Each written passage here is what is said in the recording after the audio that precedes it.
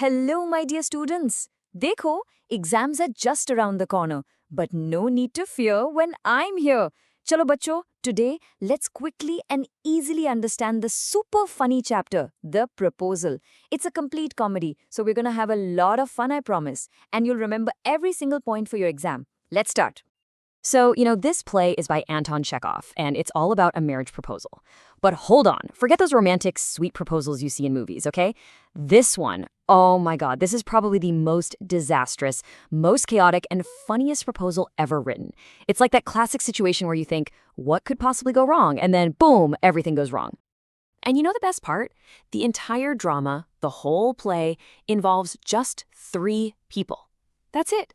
Just these 3 characters in one room arguing and shouting. Super easy to remember for your exam, right? So let's meet let's call them our heroes for now. Okay, so first up is our groom-to-be, Ivan Lomov. Now, this guy is 35, he's wealthy, but he's a total hypochondriac. You know what that means, right? He's always worried about his health. His heart is always racing. He keeps saying palpitations, palpitations. And he actually thinks getting married will give him a quiet and regular life. Bichara Lomov. He has no idea what he's getting into. All right, next we have Natalya. She's the girl Lomov wants to marry. She's 25, a good housekeeper, very well educated. Sounds like the perfect match. Hannah? Wrong. Don't be fooled. Deep down, she is so stubborn and just loves a good argument. Seriously, she can start a fight about anything. A tiny piece of land, a dog, anything. Her will is like iron, I tell you. And to complete our trio, we have Natalya's father, Chubukov. Now, at first, he's all sweet and polite, calling Lomov my angel, my darling. But the reality? He is just desperate to get his daughter married to their rich neighbor. So he's super happy about the proposal. But you know what? The moment a fight breaks out, he's the first one to jump in and start shouting. He's even louder than the other 2. Okay, so here's how it all starts. Picture this. Lomov arrives at Shubukov's house, and he's dressed up all fancy. Evening clothes, white gloves, the whole shebang. Chubukov sees him and is like, whoa, why is he so formally dressed? He immediately thinks Lomov has come to borrow money. But nope, Lomov's mission is much bigger. So, Lomov, all nervous, finally manages to get the words out. And Chubukov's reaction? It is totally over the top. He hugs him, he cries a little, he says he's been waiting for this day forever. He even says Natalya is like a lovesick cat and will say yes immediately.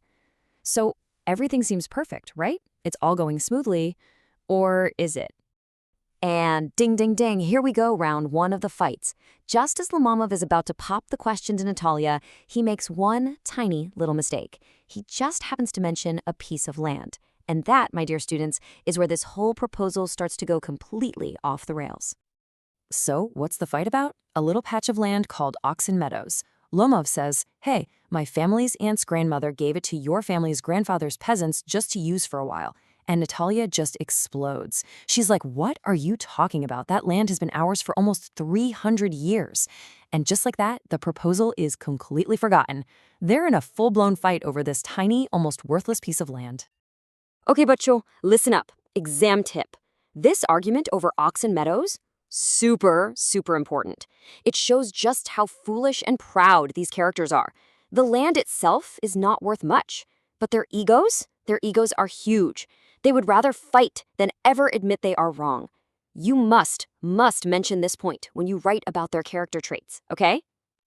So, after that big fight, Lomov just storms out of the house. He's had enough.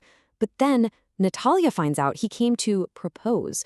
Oh my god, she becomes hysterical. She's crying, shouting, telling her dad to bring him back. So Lomov comes back, they say sorry, and what happens next? They immediately start another fight. Ding ding, round 2 is on. And can you guess what they're fighting about this time? Their dogs. Yes, their dogs. Lomov is bragging about his dog, Guess, which cost him 125 rubles. Natalya says, no way, my dog Squeezer, which only cost 85 rubles, is 100 times better. And then they start arguing about everything, their jaws, their hunting skills, their family history. It's just completely ridiculous. See, this quote from Natalya, it just shows you exactly what they're like. They're right back where they started. The proposal? Poof, forgotten again. All that matters now is proving whose dog is the best. They just can't stop themselves, can they? Now, this fight about the dogs, it gets even hotter than the one about the land. They start insulting each other's families, and the shouting just gets louder and louder and louder. And this all leads to the funniest, most dramatic breakdown you can ever imagine. You could call this the knockout round. Okay, you have to remember this crazy sequence for your exam. It's simple. 1, the dog fight becomes a family insult fight. 2, Lomov gets so worked up about his heart, his palpitations, that he just faints. He looks like he's dead. 3, Natalya and her dad totally panic. They think they've killed him. 4, he wakes up completely confused. And 5, Chubukov doesn't miss a beat. He just grabs their hands and forces them to get engaged on the spot. So they kiss, they say they're happy, and you're thinking, okay, finally, a happy ending, right? Nope, not at all. The very next second, Natalya says, okay, but you have to admit now that Guess is worse than Squeezer. And the play ends with them shouting about their dogs all over again. And poor Chubukov is trying to pop open the champagne. What a family, right? All right, so after all that drama and madness, what are the most important things for you to take away for your exam? Let's quickly break down the main points you really need to remember.